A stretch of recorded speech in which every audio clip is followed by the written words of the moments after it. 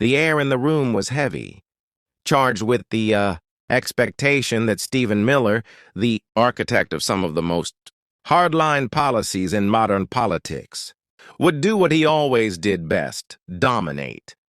He walked in with his usual swagger, sharp suit pressed, chin high, eyes scanning the room like he owned it. He had done this dance 100 times before.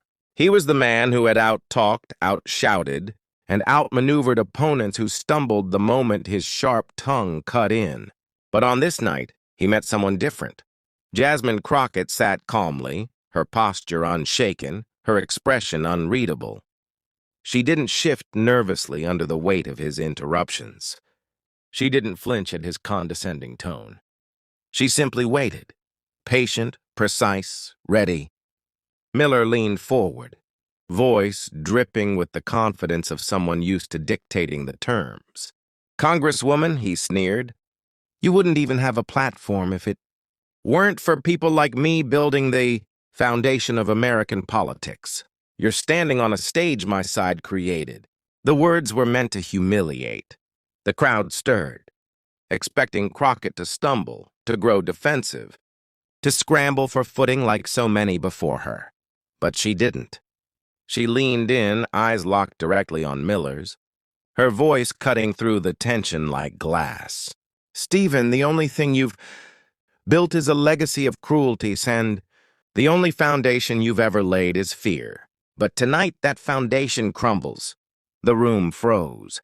A collective gasp rippled across the audience. Even Miller's smirk faltered, his jaw tightening as the weight of her words landed.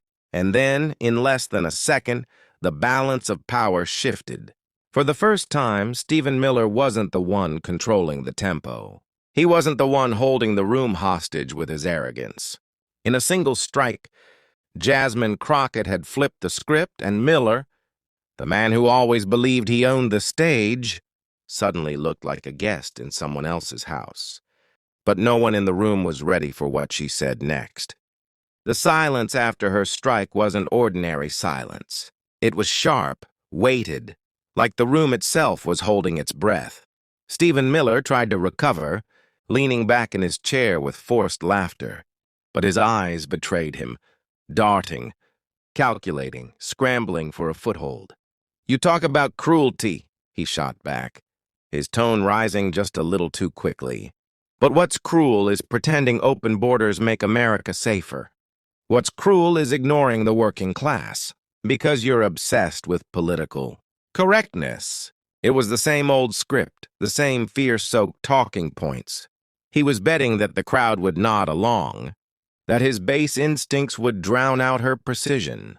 But Jasmine Crockett wasn't about to let him set the narrative. She straightened, her voice calm but carrying an authority that cut through his performance. "No, Stephen. What's cruel is ripping children from their mother's arms. What's cruel is building cages and then bragging about it on national television. What's cruel is using fear of immigrants, people who built this country with their sweat, as a tool to divide us." The audience erupted, a mix of applause and audible gasps. Miller blinked, stunned. For years, his words had gone unchallenged in rooms stacked with allies. But here in real time, Crockett was rewriting the script he thought he controlled. She didn't just counter his talking points, she dismantled them, piece by piece reframing his rhetoric as a moral failure, exposing him not as a strategist, but as a bully whose tricks no longer worked. And the look on his face? That was the tell. The mask of smug confidence slipped, replaced by something he hadn't worn in public for years: doubt. But Crockett wasn't finished. She was only beginning. Stephen Miller leaned forward again, his voice lower now, sharper, as if volume could claw back the ground he'd lost. "You think you're clever, Congresswoman, but the facts are on my side. Immigration is chaos, and chaos destroys nations. Look at the crime, the costs, the broken system. You can't argue with reality." The words hung heavy, meant to intimidate, to remind the room of his reputation as the master of fear. He had built a career on that tone, calculated, cold, unyielding. But Jasmine Crockett didn't blink. She let the silence stretch, just long enough for the audience to feel the weight of his argument before she crushed it. "Reality?" she said, her voice like steel wrapped in velvet. "Let's talk about reality, Stephen. The reality is, immigrants commit fewer crimes than native-born citizens. The reality is they pay billions in taxes every year. The reality is America's strength has always come from people who dared to come here, who dared to believe this country could live up to its promise." Her words landed like thunderclaps, each one hitting harder than the last. The audience shifted, not just with applause, but with that electric awareness that something bigger was happening. And then came the dagger. "You talk about chaos, but the only chaos I see is what you created when you shredded the Constitution for political theater. Don't confuse your failures with America's truth." The room erupted. Cheers rolled like waves, the energy surging past Miller's carefully rehearsed facade. For the first time, he wasn't just losing the argument, he was losing the room. And Jasmine Crockett knew it. The turning point wasn't just in her words. It was in the silence that followed. A silence Stephen Miller couldn't fill. Miller tried to recover, straightening his papers, forcing a smirk that didn't reach his eyes. "Spare me the speeches, Congresswoman," he said, his tone brittle. "Numbers don't lie, and the American people are tired of carrying the burden of unchecked migration. You can dress it up however you want, but they know what's happening in their communities." It was his old playbook. Reduce lives to statistics, reduce communities to fear. But Crockett didn't flinch. She leaned in, her gaze fixed like a spotlight. "Stephen," she said slowly, "the only thing Americans are tired of is being lied to."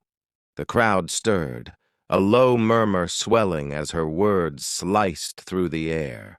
"You sit here with your charts, your rehearsed lines, your doom and gloom prophecy.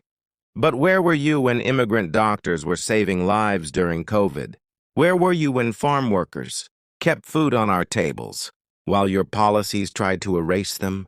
Where were you when children were ripped from their parents at the border under your so-called reality?" The escalation was surgical. Each question wasn't just an attack, it was an indictment. Miller shifted uncomfortably, lips pressing tight. His silence spoke louder than his bluster. "And let's not pretend this is about policy," Crockett continued, her voice rising. "It's about power. It's about fear.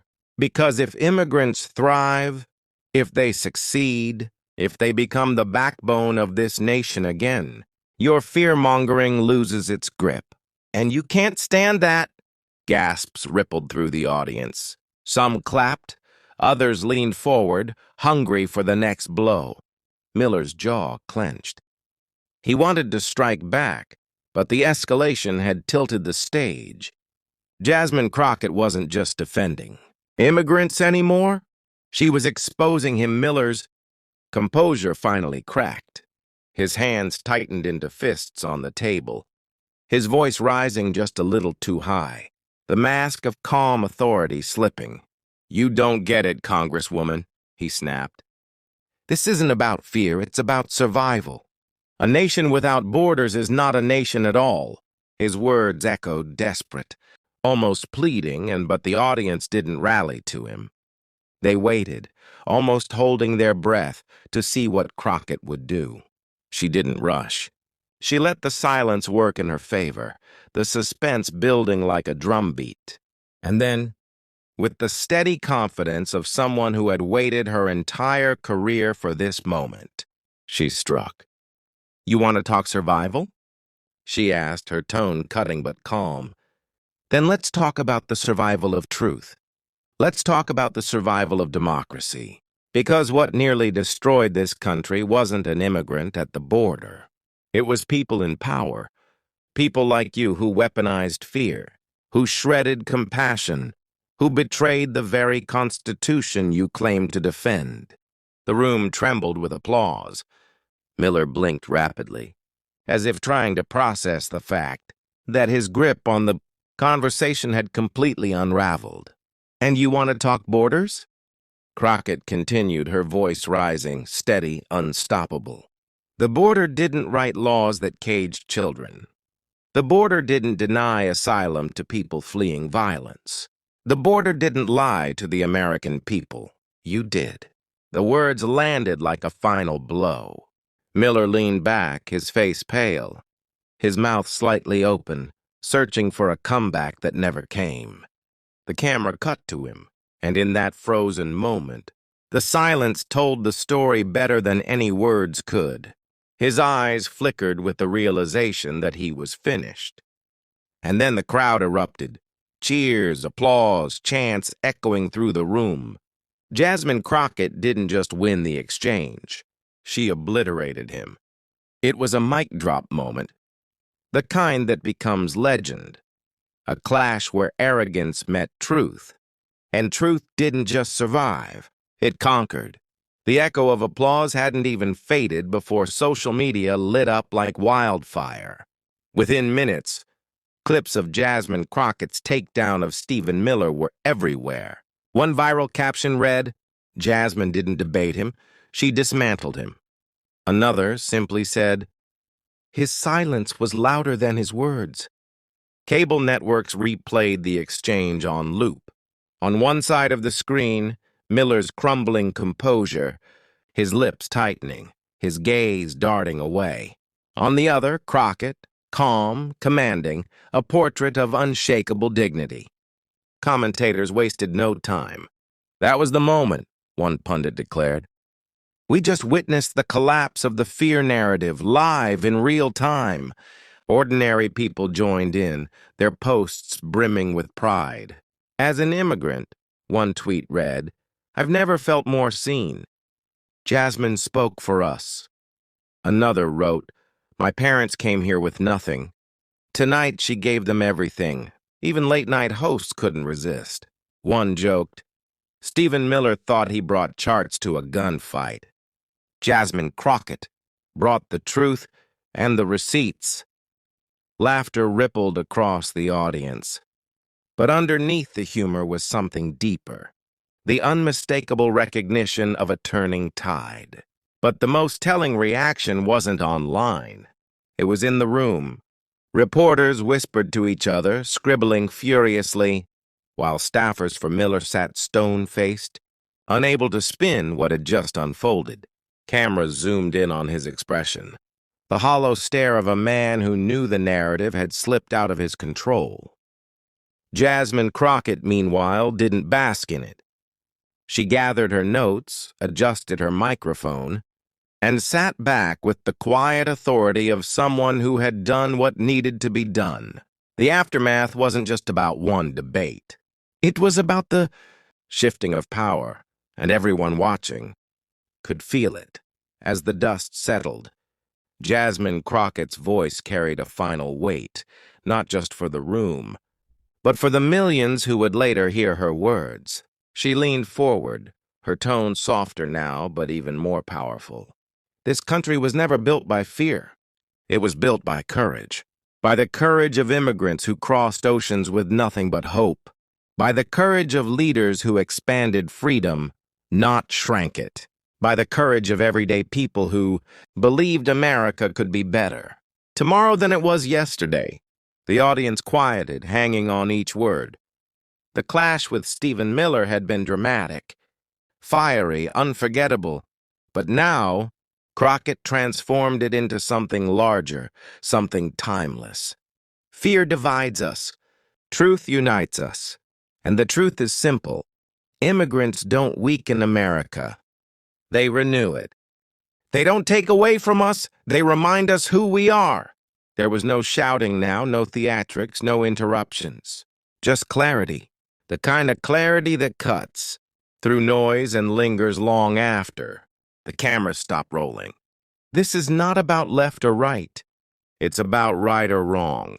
And I refuse to let this nation be defined by the lies of those who profit from hate. We are stronger than that. We are better than that. And together, we will prove it. The crowd rose in a standing ovation, not just for the debate they had witnessed, but for the vision Crockett had painted. A vision where dignity defeated cruelty, where compassion outshined fear, and where the truth reclaimed its place at the center of the American story. It wasn't just a resolution. It was a moral line in the sand, and Jasmine Crockett had drawn it with fire. The cameras caught the final image, Stephen Miller, defeated and small, staring at his notes as though they could rescue him, while Jasmine Crockett sat poised, steady, and unshaken. It was more than a debate stage. It was a stage for history. Clips of the exchange would live online forever, replayed, rewatched, remembered. But the moment wasn't just about one viral takedown. It was about a message that truth can silence lies, that dignity can dismantle arrogance, and that one voice, armed with courage, can stand against years of fear-mongering. And that's where you, the viewer, come in. Because this story doesn't end in that room. It continues with you. In your conversations, your communities, your courage to speak up when others try to drown out truth with hate. Jasmine Crockett proved something tonight. That even in the loudest storm of interruptions, the clearest voice will rise above. But voices like hers don't just need applause. They need amplification. So if you felt that power, if you saw yourself, your family, your values reflected in her words, don't let it stop here. Share this video. Subscribe for more stories that lift truth over fear. Add your voice to this movement, because every click, every share, every conversation makes the echo louder. The battle for America's soul isn't over. But tonight, Jasmine Crockett showed us all how to fight it. With truth, with courage, with fire.